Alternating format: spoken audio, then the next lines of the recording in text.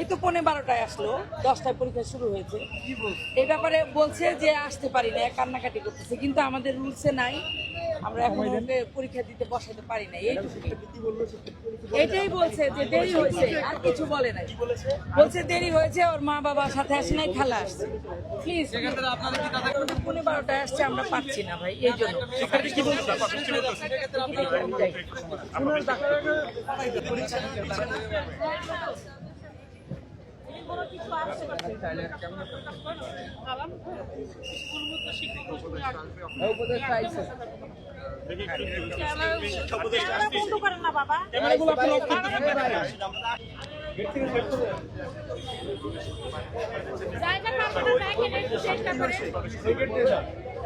Bye bye bye.